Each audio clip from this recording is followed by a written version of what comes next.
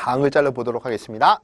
자, 이 글자는요, 집관자고요. 이 글자를 설명하기에 앞서서 다음 글자 먼저 설명을 할게요. 이 글자는 벼슬관자라고 하는 거예요. 자, 벼슬이라고 하는 건 사람보다 자리를 얘기하는 거겠죠.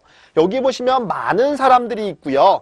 이 집을 관청이라는 집이라고 볼게요. 지금의 구청이라고 생각하면 되겠죠. 그럼 관청이라는 집에서 일하는 많은 사람들, 이 사람들이 어느 자리에 있는 사람들이에요? 벼슬 자리에 있는 사람이라고 본 거죠. 왜? 나라 소속의 지금의 공무원이라고 보는 거잖아요. 그러니까 관청이라는 집에서 일하는 많은 사람들은 벼슬 자리에 있었다라고 기억하시면 되겠죠. 그런 의미의 벼슬관자고요. 네, 다음 글자를 볼까요? 자, 이 글자는요, 집관자고요. 관이라고 하는 음은 이 벼슬관자에서 왔다라고 했죠. 자, 그 다음에 여기 있는 글자는 먹을 식자잖아요. 벼슬은요, 음식을 먹을 때도요, 길거리에서 먹지 않아요. 길거리에서 먹는 것은요, 자기의 품위가 깎인다라고 보았어요. 왜냐하면 벼슬들은 굉장히 체면을 중시하는 사람들이죠. 그러니까 이 벼슬들은요, 먹을 것이 생겨도 길거리에 다니면서 먹지 않습니다. 다 어디 가서 먹어요? 집에 가서 먹는다라고 본 거예요. 그런 의미의 집관자고요. 여기에다가 나그네 려자를 쓰게 되면 뭐가 돼요? 여관이 되는 거죠. 그래서 우리 여행 다니면서 묵는 집이 어디예요? 여관이라고 본 거잖아요. 그런 의미의 집관자고요. 자, 다음 글자 볼까요? 자, 이 글자는 대롱관자라고 하는데요. 대롱이라고 하는 거는요, 대나무로 생긴 파이프, 그래서 대나무로 만들어진 악기라고 보시면 되는 건데요. 자, 여기 뭐가 있어요? 대나무가 있죠? 그 다음에 벼슬관자가 있죠? 대나무로 만든 그 악기를 가지고 다니는 사람들이 누구였어요? 벼슬에 해당하는 사람이었죠? 이렇게 벼슬들이 가지고 다니는 대나무로 만든 악기를 뭐라고 한다고요? 대롱이라고 하는 겁니다. 그런 의미의 대롱관이라고 기억하시면 되겠죠? 그렇게 보시면 되겠네요. 자, 다음 글자 볼까요? 자, 이 글자는요, 미칠 광자예요. 자, 여기 광이라는 음은 이 왕에서 왔다라고 보시면 되겠죠. 왕은 되게 채통이 있고 근엄한 사람이잖아요. 그 왕이 무슨 흉내를 내냐면 짐승 흉내를 내는 거예요. 오! 막 이러고 다닙니다. 그럼 완전 뭐 한 거예요? 미친 거죠. 그냥 쉽게 기억하시면 됩니다. 왕은 근엄하고 채통을 지키는 사람인데 그 사람이 짐승처럼 굴면 완전히 미친 거다라고 보는 겁니다. 미칠 광자고요. 중요 글자니까 반드시 기억하셔야 됩니다. 네, 다음 글자를 볼까요? 자, 이 글자는요, 들교자고요. 교회할 때 쓰이는 글자예요. 우리 교회로 드라이브 간다라고 하잖아요. 그 교회를 얘기하는 거고요. 자, 여기 보시면 마을이 있죠. 그 다음에 여기 글자는 사길교자가 있죠. 이 마을에서 사귀는 남녀가요, 오랜만에 이 마을 밖을 벗어나는 거예요. 그래서 넓은 어디로 갔어요? 들판으로 갔다라고 보시면 되겠죠. 그런 의미의 들교자예요. 다시 한번 정리하면 이 마을에서 사귀는 남녀는 오랜만에 이 마을 밖을 벗어나서 넓은 들판으로 갔다. 이렇게 기억하시면 되겠네요. 자, 다음 글자 볼까요? 자, 이 글자는요, 언덕부자예요. 자, 언덕이라고 하는 건 뭐예요? 이렇게 높게 형성되어 있는 지대를 언덕이라고 하는 거죠. 나중에 흙이 이렇게 많이 모이게 되면 언덕이 되는 거잖아요. 그러면 자, 여기 덮다라고 하는 부수가 있죠. 그 다음에 만들다라고 하는 부수가 있죠. 흙을 계속 덮어서 만든 게 바로 뭐예요? 언덕이라고 본 거예요. 그런 의미의 언덕부자고요. 자, 다음 글자 볼까요? 자, 이 글자는요, 살구자예요. 자, 죽고 사는 문제가 아니죠? 여기서 산다라고 하는 건 물건을 산다라고 하는 거예요. 구매할 때 쓰이는 글자라고 보시면 되겠고요. 자, 어떤 의미냐면 여기에 있는 글자가요. 자, 여기 잘 보시면 네, 우물정자와 다시제자로 만들어진 글자예요. 자, 여기 보시면 다시제자는 어떤 의미냐? 자, 울타리가 있죠? 울타리에 많은 것들을 모아놨는데 다 삐집고 나오죠. 좁은 거예요. 그래서 바깥에다가 모아놨는데 자꾸 분실이 되는 겁니다. 그럼 이제 다시 생각을 해봐야 되겠죠. 자, 이 울타리를 개조해서 만들 건지 아니면 새로 지을 건지를 다시 생각해 본다라는 의미에서 다시제자가 된 거예요. 그 다음에 여기 보시면 우물정자가 있죠. 예전에는요, 우리 재물에 해당하는 것들 어디다 보관했어요? 은행에 없으니까 은행에다 보관할 수가 없겠죠. 다 집에다가요, 항아리와 같은 독에다가 묻어가지고 보관을 했잖아요. 이것을 연상하신다면 옛날에 우물의 깊이만큼 어떻게 해요? 땅을 파가지고요, 거기에다가 거듭거듭 다시 거기에다 재물을 모아놨던 거예요. 그 재물을 모은 이유가 있겠죠. 내 집 장만하려고, 즉 집을 사려고 했다라고 기억하시면 되겠죠. 그런 의미의 살구자고요. 다시 한번 정리하면 우물의 깊이만큼 깊게 땅을 파서요, 거기에다 거듭 다시 재물을 모으기 시작한 거예요. 그 재물을 모은 이유는 집을 사려고 했다라고 기억하시면 되겠죠. 살 구자고요. 자, 다음 글자 볼까요? 자, 이 글자는요, 얼굴구 또는 지을구자라고 하는데요. 얼다는 게 뭐예요? 하나 올리고, 하나 올리고, 하나 올리고, 이렇게 얽어 올린다라고 하죠. 우리 성냥개비 같은 거 이렇게 하나, 하나, 하나, 이렇게 계속 올리잖아요. 그 모습에서 온 글자예요. 자, 여기 보시면 우물정자가 있죠. 그 다음에 다시제자가 있죠.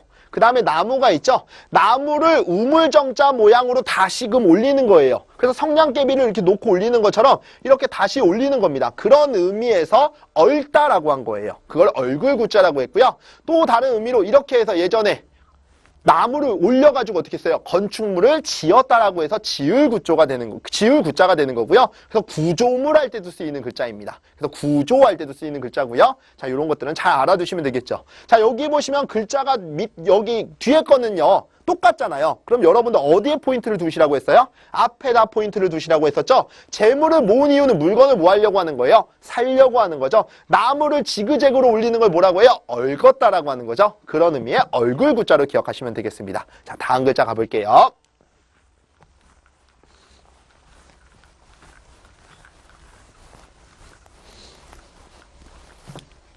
자, 이 글자는요, 둘레권 또는 우리권이라고 하는데요. 여기서 말하는 우리는 너와 나 우리가 아니라요, 짐승을 보호하고 있는 그 우리를 얘기하는 겁니다. 자, 여기 있는 글자가 채권자라고 하는 건데요. 어떤 의미냐면, 자, 요 글자는 지아비 부자의 변형 글자라고 보시면 되겠습니다. 이렇게 쓰여졌다라고 보시면 되겠고요.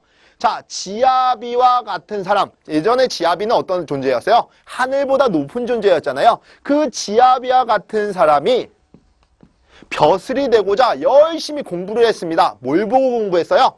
책을 본 거죠. 그래서 채권자가 됐다라고 보시면 되겠습니다. 예전에 출세하는 거는 남자가 해야 돼요? 여자가 해야 돼요? 남자가 해야 된다라고 믿었죠. 그러니까 그 지압이라고 하는 사람, 하늘보다 높다라고 하는 그 사람 있죠. 그 사람이 벼슬이 되고자 해서 공부할 때 뭘 봤어요? 책을 봤다라고 해서 채권자인데요. 자, 책이라고 하는 건 그만큼 귀중한 거였죠. 오물이나 이물질이 묻으면 안 되겠죠. 그래서 거기를 둘러싸는 거예요. 자, 어떤 의미냐? 여러분 초등학교 때 교과서 받고 나면 뭐 하세요? 집에 가서 김장용 비닐 같은 걸로 쫙 둘러싸죠. 둘러쌀 때 어디를 싸는 거예요? 겉 둘레를 싸는 거죠. 그런 의미에서 둘레권자가 되는 거고요. 자, 이렇게 짐승이 있다라고 하면 그 짐승의 둘레를 싸고 있는 담장이 있겠죠. 그걸 다른 말로 뭐라고 해요? 우리라고 하는 거잖아요. 그래서 이 글자를 우리권자라고도 하는 겁니다. 자, 예전에는 둘레권으로 많이 나왔어요. 책을 둘러싸고 있는 게 어딜 둘러쌌느냐? 둘레. 그래서 둘레권으로 시험에 잘 나왔는데 최근에는 우리권으로 나오기 시작했습니다. 그러니까 여러분들 책에 둘레를 싸는 것처럼 짐승의 둘레를 싸고 있는 담장이 우리다. 그렇게까지 기억을 해주시면 되겠습니다. 자, 중요 글자니까 반드시 기억하시고요. 자, 다음 글자 볼게요. 자, 이 글자는요, 힘줄 근자예요. 여기에다가 고기 육자 쓰면 뭐가 돼요? 근육이 되는 거겠죠. 자, 어떤 의미냐? 몸이 있고 힘력자가 있죠.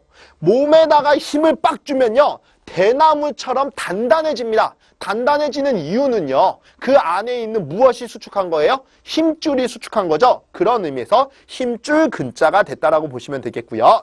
네, 다음 글자를 보겠습니다. 자, 이 글자는요, 세금자고요. 요 밑에 있는 글자는 떠날 리자라고 했었죠. 원래 정상적인 떠날 리자는 이렇게 사용을 하는 거죠. 자, 이 글자가 떠날 리자인데 여기에서 이 부분을 가지고 온 거라고 했었죠. 속자예요. 그래도 이 글자도 떠나다라는 의미가 있고요. 자, 위에 보시면 사람이 있죠. 사람을 보면 무서워서 떠나는 날짐승이 있어요. 그게 뭐예요? 새잖아요. 그래서 세금자가 되고요. 우리 금수할 때 쓰이는 글자다라고 연상을 하시면 되겠습니다. 자, 다음 글자 볼까요? 자, 이 글자는요, 물 끓을 김기자라고 해요. 그 수증기 할 때 쓰이는 거고요. 자, 물이 있죠.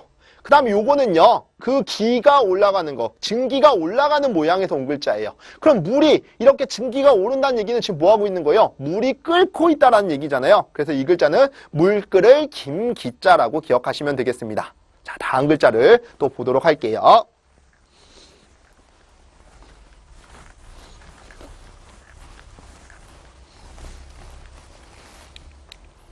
자, 이 글자는요, 못담자고요. 자, 못이라고 하는 건 뭐냐면 이렇게 고여있는 물을 못이라고 하는 겁니다. 자, 여기 보시면 일찍 조자가 있어요. 힘쓰다에 많다가 있는 거죠.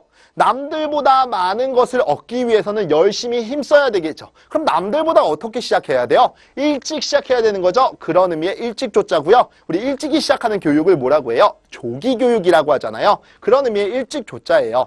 일찍이 덮여 있었던 물이라고 본 겁니다. 덮여 있다라고 하는 거는요. 흐르는 물이에요? 고여있는 물이에요?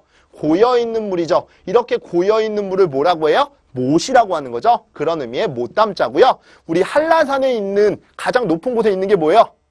백록담이 되는 거죠. 그때 쓰이는 글자예요. 그럼 백록담에 있는 물은 흐르는 물이에요? 고여있는 물이에요? 고여있는 물이죠. 그때 쓰인다라고 보시면 되겠고요. 다음 글자 볼까요? 자, 이 글자는요. 건널 도자라고 하고요. 여기다가 강하자 쓰면 뭐가 돼요? 도하자가 되는 겁니다. 강을 건너가는 거, 그걸 얘기하는 거고요. 자, 여기 보시면 이 글자를 법도도자라고 하는데 어떤 의미냐면, 자, 집이 있죠. 많다가 있죠. 집에 많은 사람이요. 또 들어오고 또 들어옵니다. 그러면 이렇게 많은 사람이 들어올 때요. 누구한테는요. 잘해주고 누구한테는 못해주면 안 되겠죠. 기준이라고 하는 규칙이 있어야 될 거 아니에요. 그것을 법도라고 하는 거예요. 다시 한번 정리하면 이 집안에 많은 손님들이 들어오겠죠. 또 들어오고 또 들어오고 또 들어오는데 앞에 온 사람한테는 좋은 음식 주고 뒤에 온 사람한테는 나쁜 음식 주는 거 아니죠. 일정한 기준이 있어야 된다라고 본 거예요. 그 규칙을 법도라고 한 건데요. 그래서 법도도자가 된 거고, 자, 여기 보시면 물이 있죠. 물의 법도는 뭐예요?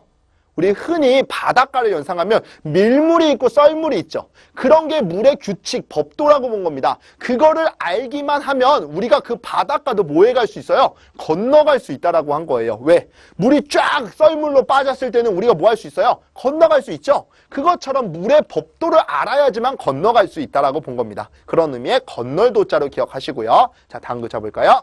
자, 이 글자는요, 질그릇 도자예요. 도자기 할 때 쓰이는 글자고요. 질그릇이라고 하는 건 굉장히 고가의 그릇이라고 보시면 되겠습니다. 자, 여기 보시면 언덕 부자가 있죠. 그 다음에 여기는 장군 부자라고 하는 술그릇이 있고요. 싸다가 있죠. 자, 언덕에 있는 가장 좋은 흙을 가지고 술그릇을 빚었어요. 근데 너무 좋은 거라서 깨지면 안 되겠죠? 그래서 보자기와 같은 걸로 이렇게 잘 쌓아 놓았습니다. 이렇게 고가의 그릇을 뭐라고 한다고요? 질그릇이라고 하는 겁니다. 그런 의미의 질그릇 도자고요. 자, 다음 글자 볼까요? 자, 이 글자는요, 들보량이라고 합니다. 그럼 들보가 뭐냐? 다리와 같다라고 보는 건데요. 자, 여기 보시면 이 글자를 칼날인자라고 합니다. 자, 원래 정상적인 칼날이 인자는 이렇게 쓰는 건데요. 칼이 있고 베다가 있죠. 칼이라고 하는 건 칼 자루와 칼날이 있잖아요. 그럼 우리가 벨 때는 자루를 사용해요? 날을 사용해요? 날을 사용하죠. 그래서 이 글자는 칼날 인자예요. 그런데 여기 하나가 더 변형된 형태여도 칼날 인자라고 합니다. 자, 물이 흐르는데 굉장히 칼날처럼 흘러요. 급류라는 겁니다. 엄청나게 빠른 속도로 흐릅니다. 거기 지나가면 사람 어떻게 돼요? 떠내려가서 죽을 수 있겠죠. 그래서 사람들이 그 위에다 뭘 올렸어요? 나무를 옆으로 뉘어서 올려놓은 거예요. 거길 밟고 다니는 겁니다. 그게 바로 다리죠. 다리를 다른 말로 뭐라고 해요? 들보라고 하는 겁니다. 다시 한번 연상을 하면, 자, 여기 칼날인자가 있고 물이 있죠? 칼날처럼 빠른 물이 흐르는 거예요. 거기를 지나기 위해서 뭘 올렸어요? 나무를 올렸죠. 여기에 사람들이 밟고 다니는 겁니다. 이 다리를 다른 말로 뭐라고 해요? 들보라고 하는 겁니다. 그런 의미의 들보량으로 기억하시면 되겠고요. 자, 지금까지 배운 내용들 다시 한번 꼭 점검하시기 바랍니다.